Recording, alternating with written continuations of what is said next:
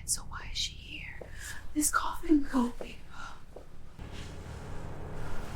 The door opens. The mother walks into her own funeral. Everyone turns and freezes in shock. Not a whisper. Not a single breath. Only the funeral music, still playing now haunting, out of place. The old woman stands there. Worn clothes, cracked sandals, dust clinging to her gray hair. A stark contrast to the cold luxury of the grandest mansion in Lagos. In front of her, Adewale Okoye, a billionaire known across the city, stands before the portrait of his own mother, the woman he just declared dead. Their eyes meet. On one side, a mother who sacrificed everything. On the other, a son who buried his past to rise to power. And in that moment, the truth doesn't need words to bring the entire room crashing down. Some people believe that covering the past with a lavish funeral can bury every sin, but they forget one thing. A mother never truly dies in her child's story, and karma always knows when to arrive. If you're rewatching this story, tell me where you're rewatching from: Nigeria, Jamaica, or anywhere in the world. And if you believe no truth can stay buried forever, subscribe to the channel right now, because this story is not just a shock. It's the unraveling of a man in front of the very crowd that once admired him. Stay until the very last second, because what happens next will change the way you see family forever. Adewale slowly lifts the microphone. Like a man who has rehearsed this moment so many times in his mind that he no longer allows any real emotion to slip through. The crystal chandelier above the grandest mansion in Lagos casts a luxurious golden glow across his face, highlighting the perfectly tailored black suit, the expensive watch on his wrist, and the cold composure of someone accustomed to controlling others with just a few measured words. Behind him hangs a large portrait of an elderly woman with a gentle, almost painful smile. The frame is adorned with imported white flowers. Scented candles burn in perfect symmetry. Surrounding it are countless wreaths bearing the names of businessmen, politicians, and celebrities, people who are not here out of grief, but because of the power of the name Adewale Okoye. His voice echoes low, slow, and precise, as if every word has been carefully calculated to land exactly where it should. My mother passed away a long time ago, and today I want to officially close that chapter of my life. The entire room falls silent. No applause, no tears, no expressions of sympathy the way one would expect at a real funeral. Only restrained breaths and fleeting glances exchanged before quickly looking away, as if everyone senses that something is wrong, but no one dares to be the first to admit it. The funeral music continues softly underneath, a thin, sorrowful violin, but that sorrow touches no one. It feels more like a black veil draped over something carefully staged and deeply false. Adewale stands tall, his gaze sweeping across hundreds of faces below, calm, composed, like a king observing his court. The elite guests are dressed head to toe in black, adorned with pearls, diamonds, expensive perfume, and expressions polished just enough to resemble grief. But behind those refined masks lies curiosity, calculation, and quiet fear. Because in Lagos, everyone knows the story of Adewale Okoye. They know he was not born into wealth. He rose from poverty, from red, dusty streets, from days of hunger and hardship, from a mother who sacrificed everything, a name that has almost never been allowed to appear in his polished interviews or flawless public image. People know, but they pretend to forget, because when a man is powerful enough, rich enough to erase someone's name from the market with a single phone call, truth becomes expensive. So expensive that no one wants to be the one who pays the price to speak it. Adewale bows his head mechanically, as if observing a moment of silence for a play he himself directed. Then he continues, his voice steady, dry, untouched by any real grief. There are losses we cannot change. There are chapters of life, no matter how painful, that must eventually be closed so the living can move forward. A few guests nod, not out of emotion, but out of habit. In rooms like this, The words of the wealthy are often treated as truth.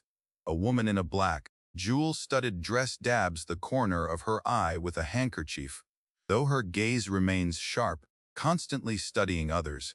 A prominent businessman tilts his head slightly, wearing just enough solemnity for the cameras. Two invited reporters stand near the back, not daring to step closer, but their lenses remain fixed on Adewale, on the portrait, on the sealed coffin placed among clusters of white lilies. Everything is perfect, terrifyingly perfect. Perfect like a media campaign, perfect like a brand launch. So perfect that nothing about it feels like family. Because this was never a funeral of love. This is an execution of memory. Adewale doesn't he just want to declare his mother dead. He wants the world to accept it as a delayed truth. He wants to seal the past with white flowers, rented tears, elegant condolences, and headlines that will appear tomorrow morning praising a successful son who has finally laid his mother to rest with honor. He wants to turn her absence into a beautiful story, to use wealth to rewrite history, to erase poverty from his own bloodline. At the far end of the hall, near a wall draped in black velvet, an elderly housemaid stands with her head lowered. Her uniform is neatly pressed, but her hands tremble slightly as they clutch a small white cloth. She is not like the other staff, who move quietly through the room, adjusting candles or refilling trays. She has been standing there since the beginning, so still she is almost invisible. But her eyes are not empty. They move from the portrait to the coffin, then to Adewale with a suppressed panic that drains the color from her face. That is not the look of someone attending a funeral. That is the look of someone witnessing a crime wrapped in velvet. Her chest rises and falls subtly. At times, she seems about to step forward. The tip of her shoe shifts slightly on the marble floor, then stops, as if an invisible force pulls her back. Her fear is not the ordinary fear of a servant before a wealthy master. It is deeper than that, heavier. It is the fear of someone who knows the truth, who knows something profoundly wrong is unfolding, but also knows that speaking at the wrong moment could have her entire life crushed without mercy. A young server passes by, lightly touching her elbow, reminding her to bring a tray to the VIP section. She flinches, nearly dropping the cloth. Quickly, she bows her head and steps back, but her eyes never leave the stage where Adewale stands. On her face appears something difficult to name. Not just unease, not just fear, but pain. A silent, lingering pain, as if every word Adewale speaks is cutting into her memory. My mother, Adewale continues, pausing just long enough for effect, was a part of my life that today I choose to honor with all due respect. Respect. The moment that word leaves his lips, the old woman's hands tighten until her knuckles turn white. Because sometimes, the greatest insult does not come from shouting. It comes from betrayal dressed in the language of dignity. The mansion remains brightly lit. The candles still burn. The flowers still smell sweet. The music still mourns. The guests still stand in place. Everything remains beautiful, like a carefully constructed painting meant to deceive the world. But somewhere within that perfectly controlled atmosphere, a crack has begun to form. Then, invisible for now, no one sees it, no one names it, but it is there, running quietly through the polished surface of the ceremony, through the trembling eyes of the old housemaid, through the unnatural silences in the crowd, and stopping somewhere very close to the door at the back of the hall, as if even this house knows that some funerals are not meant to bury the dead, but to hide the living. Not everyone who rises from poverty to the top turns their back on where they began. But there are those who, once they taste power, start to see their past as a stain that must be erased. And Adewale Okoye is one of them. If you only look at the man standing in that luxurious hall, no one would imagine he once grew up surrounded by the smell of mud, sweat from the marketplace, and long nights without electricity. No one would think that before becoming a name featured in glossy business magazines, before becoming a guest of honor At elite Lagos galas, he was once a barefoot boy walking on scorching ground, hiding behind his mother at dawn markets, watching her bargain over bundles of vegetables just to earn a few extra coins. That mother had nothing society would admire. She didn't speak elegant words. She didn't know how to hold a glass of wine. She didn't know how to sit among the wealthy and smile the right way. Her hands were rough from pulling vegetables, carrying loads, lifting baskets, pushing carts. Her back slowly bent under the harsh Lagos sun, under long rainy seasons that turned the market floor slick and unforgiving beneath her worn-out sandals.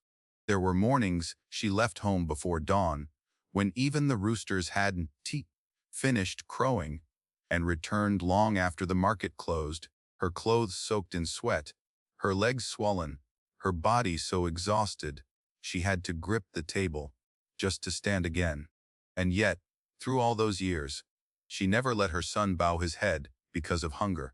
She sold vegetables in the Lagos market from morning until night, day after day, month after month, year upon year. When prices dropped, she starved. When goods didn't sell, she ate the wilted leftovers and saved the freshest for him. When Adwale was sick, she stayed awake all night. When he needed books, she borrowed money. And when he grew older, when he began to dream of university, she stood quietly in the yard for a long time, like someone who knew the next thing she would have to sacrifice would no longer be her strength. It would be everything. That small piece of land, too small for the rich to even notice, but to her, it was everything she had left after a lifetime of saving. Her last sense of security, a place to fall back on if illness came. The one thing that allowed an aging woman to believe that even if no one remained, she would still have a place to lie down one day. But when Adwale's acceptance letter arrived, she sold it.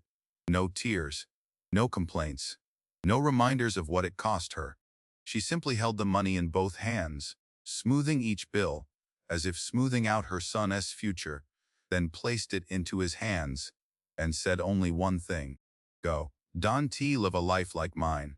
Some mothers love with words. Some mothers love with tears. She loved by letting everything in her life slowly disappear. Her youth disappeared. Her health disappeared. Her land disappeared. Her dreams disappeared. And in the end, even her existence in her son's life was erased. Adwale was brilliant, exceptionally so. He had intelligence, ambition, and the fierce fire of someone who had tasted hardship and sworn never to return to it. At first, no one blamed him for that. Not even his mother, who once felt proud hearing neighbors say her son was different, that his eyes did not carry the fate of someone destined to remain in poverty. She believed his future was a door filled with light. She just didn't realize that one day, that door would slam shut in her face. As Adwale stepped into the worlds of education, business, and wealth, the changes came slowly, so subtle that no one noticed at first. First, his clothes, then the way he spoke. Then, his visits home became less frequent. Phone calls grew shorter. His tone grew colder. The money he sent increased, but his care disappeared, as if he believed that transferring money on time was enough to fulfill every duty of a son. Then came the name. Adwale no longer liked the identity tied to a poor marketplace and a struggling mother. He began editing his profile, reshaping how he introduced himself, removing details that might make investors uncomfortable. In early interviews, he still vaguely mentioned a difficult childhood, but over time, that childhood became a story without people. No mother, no market, no land sold, no worn hands, only a clean, inspirational version perfect for branding. And then, one day, he said something that, had his mother heard it, would have shattered her heart beyond repair. I don't have a poor mother. He didn't say it in anger, not in drunkenness, but in the cold clarity of someone who fully understood the value of image. To Adwale, a vegetable-selling mother in Lagos was no longer a symbol of sacrifice. She was a liability, a rustic shadow that could stain polished photographs, an unnecessary detail that might remind the elite, that he didn't truly belong among them. And for those who fear their past more than they fear their sins, the fastest way to be accepted is to deny where you came from. So the records were erased, the traces were cut, old acquaintances were avoided. Stories about his mother were removed from every speech. The woman who sold her last piece of land to send her son to university became a blank space. No name, no image, no place. As if she had never existed. And that is why today's funeral is so terrifying. Because this was never a memorial for the dead. It was built not from grief, but from calculation. Adwell doesn't want the world to question anymore. He doesn't want a journalist someday tracing back to the old market, finding people who knew his mother, and exposing the truth behind his perfect billionaire image. He does want an old woman appearing at his mansion gate, calling his name, with the trembling voice that once raised him. He wants to end every possibility with something public, luxurious, undeniable. A funeral. If society believes his mother has long been dead, then from this moment forward, any poor woman claiming to be Adwell Okoye's mother will be dismissed as a fraud. If that portrait is photographed, if those wreaths are placed, if those condolences are spoken, then her real existence will be crushed under the weight of a lie, confirmed by the crowd. That is why everything must be perfect. The flowers must be white. The music must be sorrowful. The guests must be many. The tears must fall at the right moment. The speech must be deep enough to hide the emptiness inside. This is not the funeral of a person. This is the funeral of truth. At the center of the hall, Adwell still stands, like the master of fate, as if history itself will change color at his command. But there is one thing people like him always forget. That truth can be buried, covered with flowers, candles, black velvet, renamed, even declared dead. But it does not disappear. It only lies still, waiting for the right moment to rise, in the very place where everyone believed it had been buried the deepest. The ceremony had reached its final moments. The air in the grand hall had grown thick, with the scent of white lilies, expensive candles, and the kind of artificial solemnity held together by money, status, and the silence of people who wanted no part in trouble. The rows of black velvet chairs remained perfectly aligned. Glasses of red wine still shimmered beneath the crystal chandeliers. The portrait of the elderly mother still stood at the center, her gentle smile and deep eyes so unsettling that anyone who looked too long felt a quiet unease. The funeral music had shifted into a slower melody, as if the entire evening had been programmed to arrive at a smooth, flawless, elegant ending. Adwell Okoye stood before the crowd like a man who had just completed the final step in redefining his own life. He had said enough, performed enough. He had allowed hundreds of guests to witness the farewell he was giving with great dignity to the woman he called his mother. Now all that remained was a final line. One last statement to seal the door on the past, stamp this lie into permanence, and force everyone present to become witnesses to it. Adwell lifted his wine glass. Its surface caught the candlelight, the chandeliers, and the terrifying calm in his face. His black suit fit his tall frame perfectly. The diamond ring on his middle finger flashed under the lights. Anyone looking at him would see the perfect image of a successful man. Wealthy, powerful, composed, and in complete control of everything around him. Except that behind that perfection lay an abyss he had spent his whole life trying to cover. He raised the glass a little higher, just enough to draw every eye back to him. His voice rang out deep, steady, calm to the point of almost sounding emotionless. "Forget the past," he said, the corner of his mouth lifting slightly, like a man handing wisdom down to the crowd, "and move toward the future." A few guests below instinctively raised their glasses in return.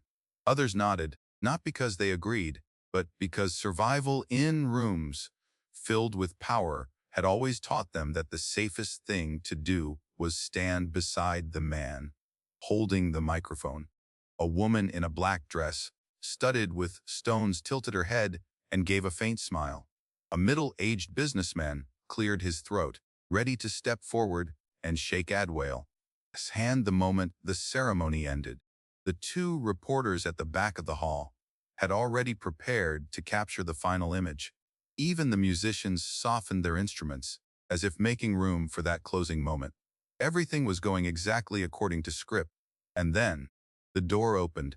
Not the soft, discreet sound of a staff member stepping inside, but a sharp, violent burst of sound, cold and sudden, cutting through the carefully preserved atmosphere of the evening like a blade. The large doors at the back of the hall flew open and slammed against the wall, the impact echoing up into the vaulted ceiling and sending several guests spinning around in shock. A gust of wind rushed in from outside. It was strong enough to send the black drapes at either side of the doorway flying upward. The candle flames trembled all at once. The thin fire along the rows of candlesticks leaned to one side, flickering wildly as if about to go out. And with it the shadows in the hall trembled, too, stretching, twisting, growing distorted and uneasy. A few white petals fell from a wreath near the entrance, spun in the air, then dropped onto the cold marble floor. Every sound vanished. The violins stopped. The clinking of glasses disappeared. Even the sound of breathing seemed to be pulled from the room all at once. And in that dead silence, a woman stepped inside. She did not rush, she did not panic, she did not make a scene. Just one step, and then another, slow and steady, her back straight, as though she had already survived too much pain in life to fear the gaze of a hall full of rich people. Her clothes were old, the sleeves frayed at the edges. The hem of her skirt had faded in places. Her worn, low sandals made almost no sound against the marble. She was thin, fragile. Her silver hair was tied neatly behind her neck. Her face, lined with age, carried the marks of a lifetime of hardship none of the money in that room could ever buy or ever truly understand. And yet her steps were steady. Steady enough to make that entire luxurious hall suddenly feel small. She walked in through the great doors, down the center aisle between the funeral chairs, between eyes widened in disbelief, between wine glasses suspended motionless in midair, between the faces of high society suddenly emptied, as though every mask had been wiped clean in an instant. The mother walked into her own funeral, and the entire world inside that hall froze. A sharp crash rang out. Then another. A man dropped his wine glass to the floor. The crystal shattered into jagged pieces, red wine spreading across the marble, like blood beneath the chandelier light. A woman near him jolted and let her handkerchief fall from her hand. In the second row, an older guest stumbled half a step backward, mouth open but unable to form a word. A young server stood motionless with a tray in hand, body stiff as stone. "That's impossible," someone whispered. The whisper was small, trembling, almost involuntary. But in the absolute silence of that moment, it sounded as clear as a sentence being passed. Impossible. Impossible that the woman in the portrait was standing here. Impossible that the woman they had spent the entire evening hearing about as someone long dead had just walked through that door, in flesh and blood. Impossible that this elegant performance had been ripped apart so brutally. Every eye in the room moved from the portrait to the woman who had entered, then back to the portrait again, as if their minds could not yet accept that the two were one and the same. The gentle smile in the frame, the thin, wary but living face in the hall, the kind eyes enlarged above white flowers, the real eyes now fixed on the room, where people had gathered to mourn her. No introduction was needed. No confirmation was needed. No one had to say a word. The truth had walked into the room on its own. The elderly housemaid in the corner suddenly raised a hand to cover her mouth. Her eyes turned red as if she were about to burst into tears, but still did not dare. All evening, she had trembled because she knew something was terribly wrong. Now, with the truth standing before her, the fear inside her did not disappear. It became something more painful, more overwhelming, an emotion so powerful it caught in her throat. Her lips moved as if trying to say a name, but no sound came out. On the small platform in front of the coffin, Adwale still held the wine glass in his hand. Only now that hand was no longer steady. At first, he did not turn around right away, perhaps because he believed nothing in the world had the power to interrupt a moment he so completely controlled. Perhaps because he thought the sound behind him was only a minor disturbance, a door flung open too hard, a careless staff member, nothing more. But then he noticed that the crowd was no longer looking at him. Every face he had just controlled with voice, money, and power was now staring behind him with the same expression. Horror. Adwale turned. It was only a slight movement, but the moment he saw her, his face changed completely. The calm of the billionaire vanished. The flawless social smile vanished. The cold confidence of a man who believed he had already won gone. It all collapsed at once. His pupils tightened. His lips parted, but no words came. His throat seemed to close under the grip of an invisible hand. The fingers around the glass clenched so hard that his knuckles turned white. And for the first time all evening, Adwale Okoye no longer looked like a king standing in the center of his court. He looked like a son caught in the act of a crime. His mother stopped in the middle of the aisle. She did not fall to her knees. She did not weep. She did not scream for justice. She simply stood there, small in the middle of that vast hall, poor in a sea of black silk and glittering jewelry, out of place among people who had never lived a single day the way she had. And yet that quiet presence forced the entire room to face what it had been trying to avoid since the ceremony began.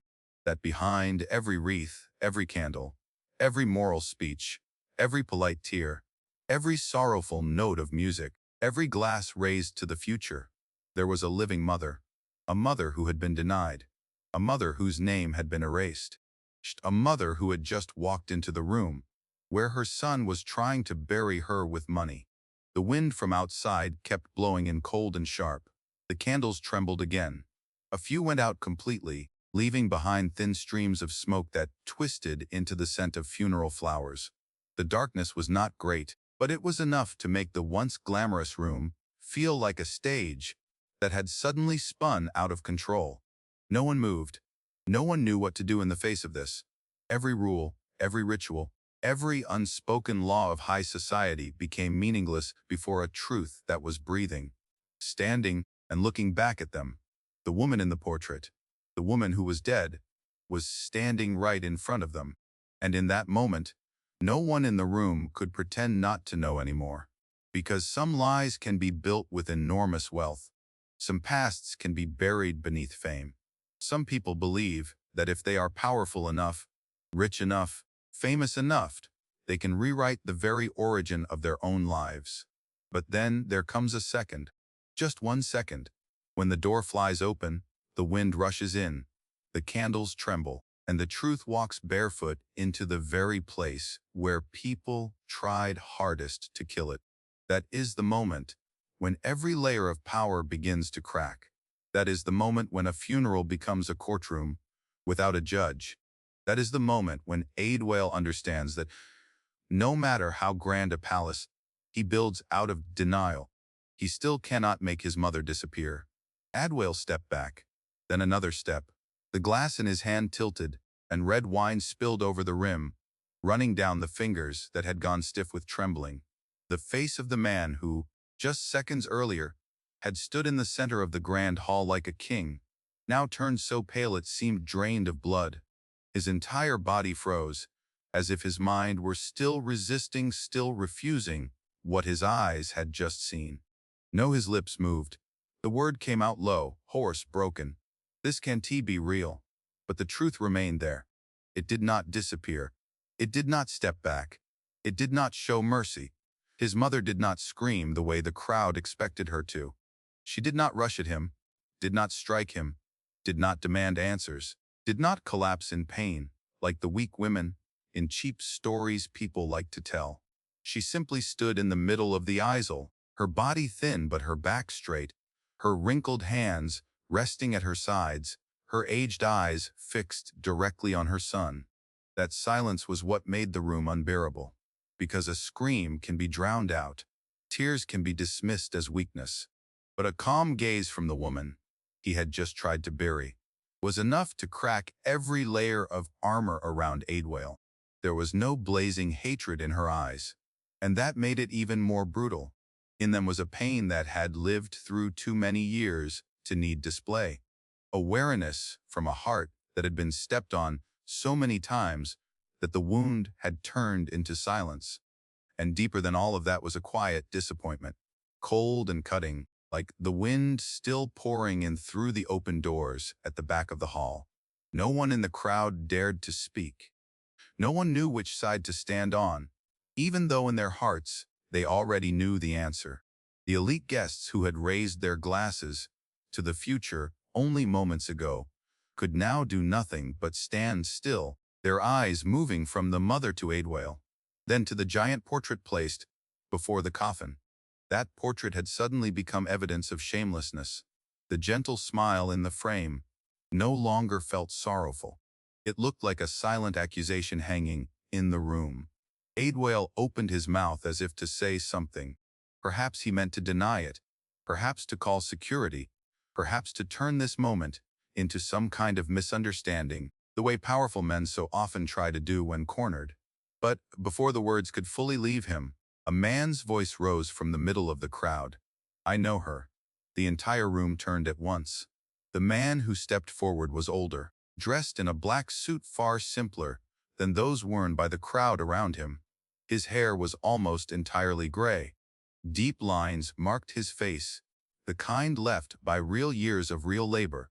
He had none of the polished shine of the financiers in the room, but he possessed something most of them did not: the calm of a man, no longer afraid of offending the rich. He took another step forward, stopping halfway down the aisle, and looked straight at Adwale. "I know her," he repeated, his voice lower now, firmer. "I knew her back when you didn't even have a decent pair of shoes to wear to school." A ripple of unease moved invisibly through the guests. Adwale clenched his hand, so tightly the veins stood out at his wrist. "What are you doing here?" he snapped, his voice sharp but stripped of real force. "Who gave you the right to speak?"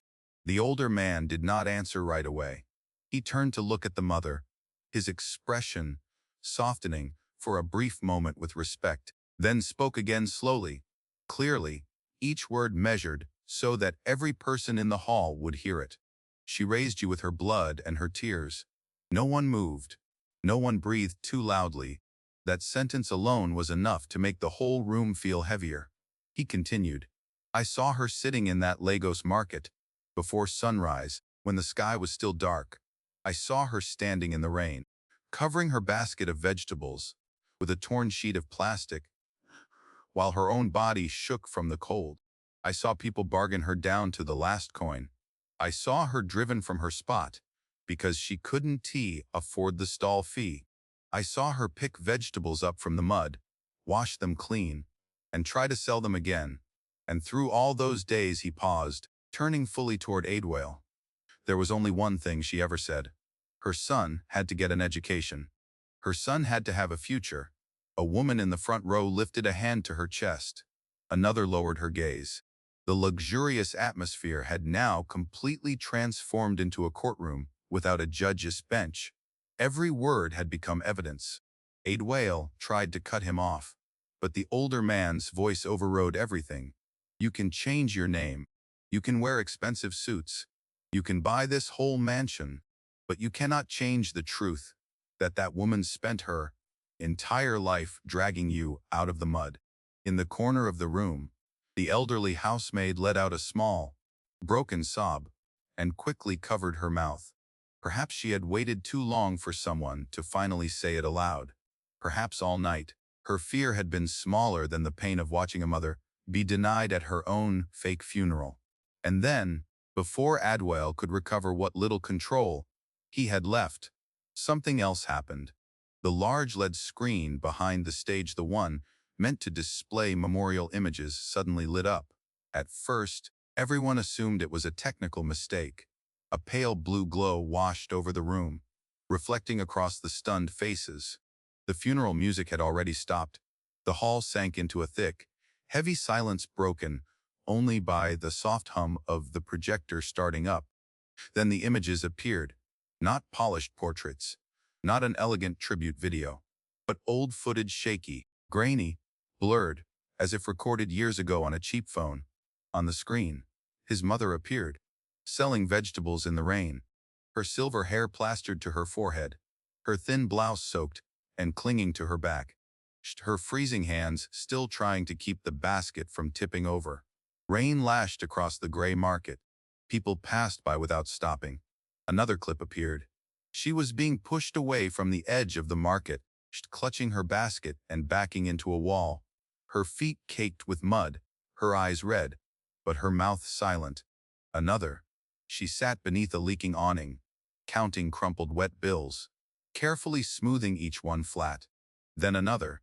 She tucked that money into an old envelope and carefully wrote her son's address on it.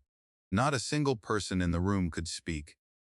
The guests, who had once wrapped themselves in polished sympathy, could no longer hold their composure. Some turned their faces away. Some stood frozen, as though slapped by reality. Some looked at Adewale with a mixture of horror and disgust, because they were beginning to understand that they had not merely attended a fake funeral. They had nearly become accomplices in erasing a human being. The video continued. She walked beneath the sun in worn sandals. She sat alone on a low plastic stool in the corner of the market. She coughed in painful fits, but still carried vegetables out to sell. She received a letter, held it to her chest, and smiled through tears. She took old land papers from a rusted metal box. She signed away the last piece of land she owned. No one needed an explanation. Everyone understood. Everything Adewale had now, that suit, this mansion, that reputation, that power, had been built on mornings when his mother rose, before dawn, and nights when she went to bed hungry. A choked sob sounded somewhere in the crowd. Then silence again. The hall had become terrifyingly quiet. Quiet in the way a room gets when one wrong word could shatter everything. The candles still flickered, but no one noticed the beauty of the ceremony anymore. Every eye in the room was fixed on the screen, on the mother, on the truth being torn layer by layer from the velvet drapery of the lie. Adewale stood motionless. No more backing away. No more denial. His face was no longer just pale, it had started to twist under the chaos of fear, shame, and despair. He stared at the screen as if it were a nightmare created for the sole purpose of destroying him. But the real nightmare was not on the screen. It was standing right in front of him. His mother. She waited until the video ended. Waited until the final image faded. Waited until the light from the screen softened, and the entire room turned back toward her once more. Then she spoke. Her voice was soft, roughened by age, by sun and rain, by too many things swallowed and never spoken throughout her life. But every word that left her mouth was sharp enough that no one in the room dared breathe too loudly. You can say your mother is dead. She paused. Her eyes never left Adewale. But you cannot erase the truth. The sentence was not loud, not dramatic, not carried by rage, and yet it moved through the hall like a blade, cutting away the last remaining piece of the performance. Because in that moment, everyone understood. This was no longer just about an ungrateful son. This was a judgment against greed, against shame over one's own roots, against the kind of success built on denying the very hands that raised you. The mother still stood there, thin, worn, with no jewelry, no power, no money, no security team, no press standing at her side. And yet she was the strongest person in that room, because she held something no one could buy, no one could hire, and no one could stage with chandeliers and white flowers. She held the truth. And once the truth had spoken, every false glory in that room turned to ash. No one looked at Adewale the same way anymore. Just a few minutes earlier, he had been the center of that grand hall, the man whose every nod made others cautious, whose every word was received with a mix of fear and calculation, whose every step seemed to open an invisible path through the crowd. He was the symbol of success, The dream of those starving for power. The kind of name that made people change their tone of voice when they spoke it. But now, everything in the eyes around him had changed. Respect disappeared first. It left the room so quickly it was almost tangible, like warmth rushing out after someone throws open a window and lets cold air pour in. The faces that had once lowered themselves politely when passing Aidwale no longer held that careful courtesy. In its place was something sharp and distant, the kind of space people create only for what they have suddenly realized is beneath contempt. A woman wearing a string of pearls slowly lowered her wine glass onto the table, not taking another sip. Her eyes passed over Aidwale, then turned away, as if looking at him for even one more second would stain her silence. A young businessman standing near the stage adjusted his cuff, expressionless, but his feet had already shifted subtly backward.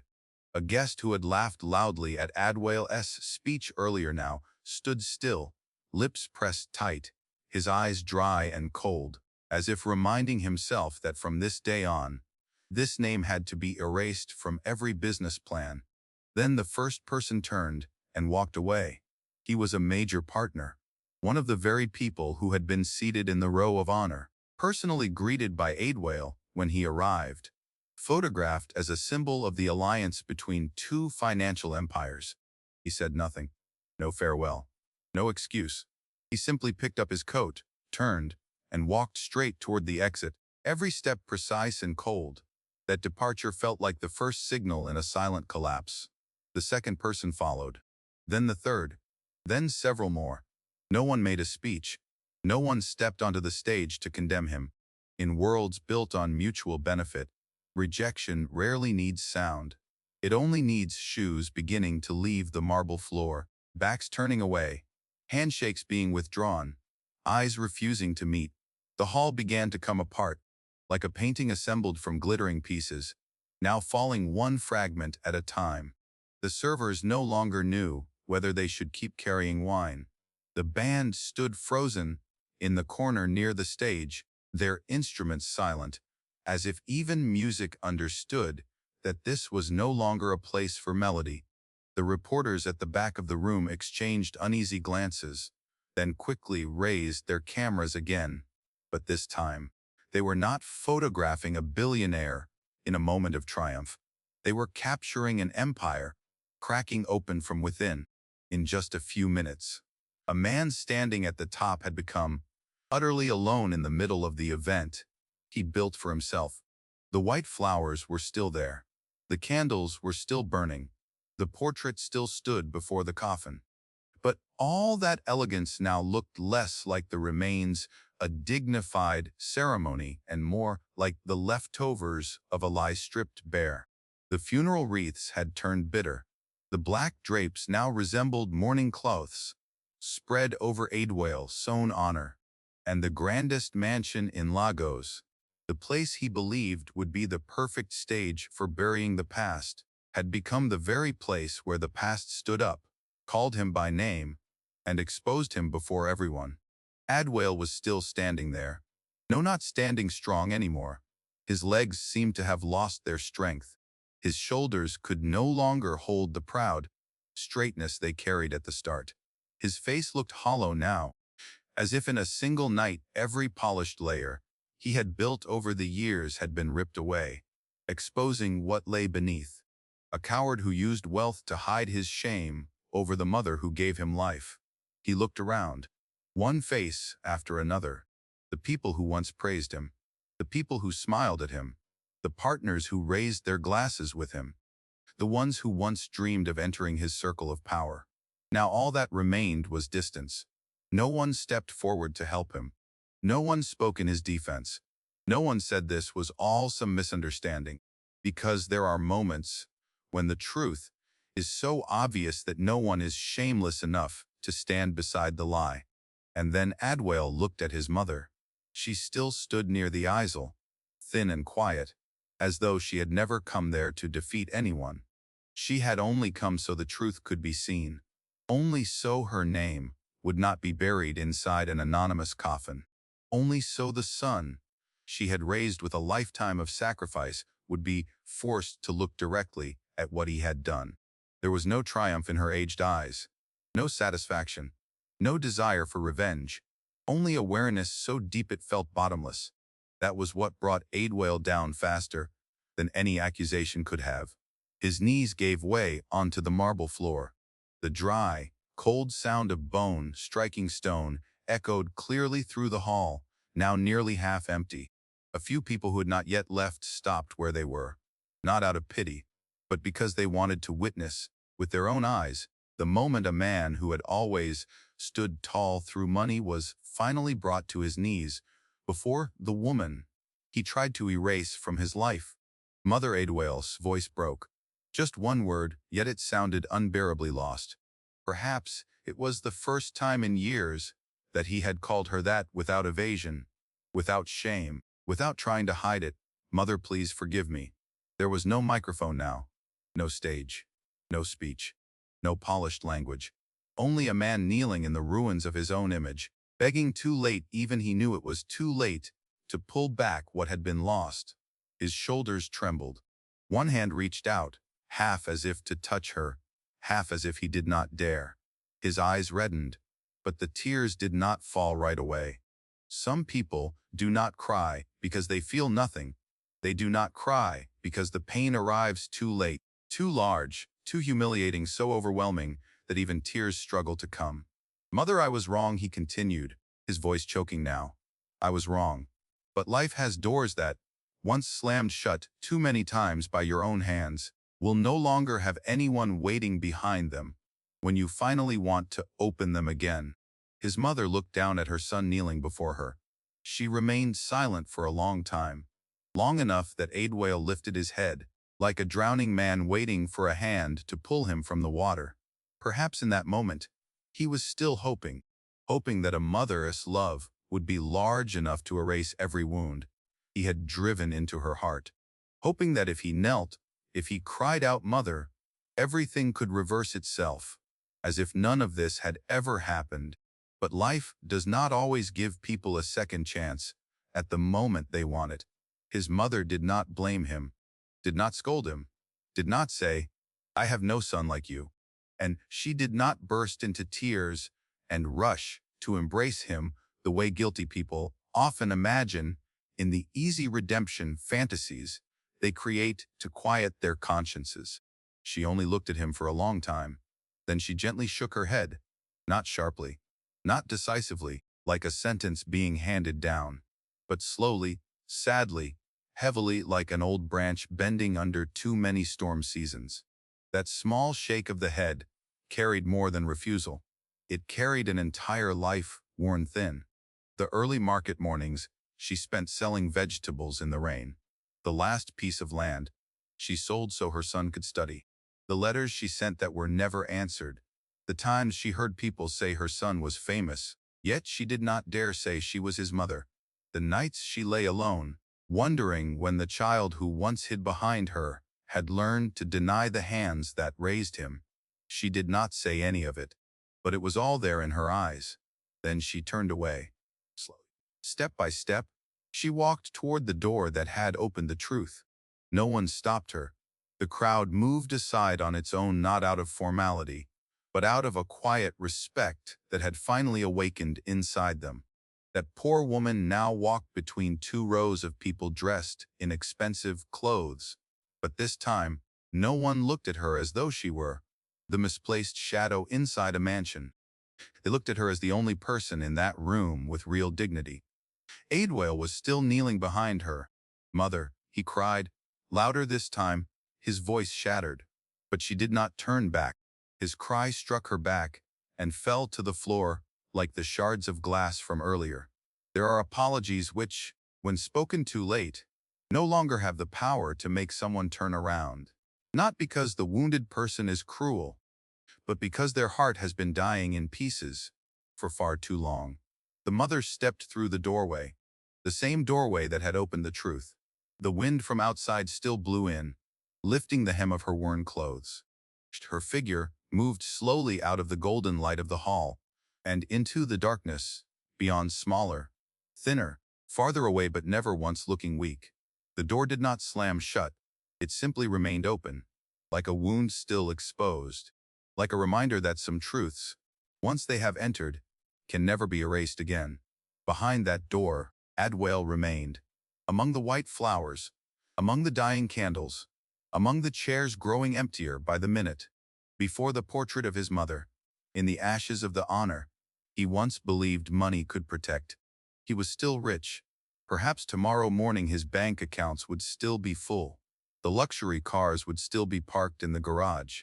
The shares, the real estate, the contracts, the companies, all the material things might still remain untouched. But some losses never appear on a financial statement. Some bankruptcies are never recorded by a bank. Some things, once lost, cannot be bought back with an entire fortune. Adwale had lost the most valuable thing of all. Not only his mother, but the right to hold his head high as a decent human being before his own conscience. And that is the heaviest sentence of all, because karma does not always arrive in the form of prison, illness, or poverty. Sometimes, karma arrives in the moment when you have everything in your hands.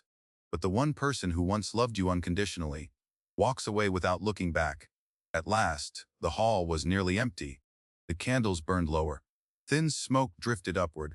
The portrait of the elderly mother still remained there, gentle and quiet, as if from beginning to end. She had never wanted to defeat her son. She had only wanted him not to become the person he had become. But now it was too late. Adwale knelt alone in the room, his head lowered, his shadow stretched long across the cold stone floor. For the first time in his life, he truly understood what it meant to be left with nothing. Not nothing because he had lost money. Not nothing because he had lost status.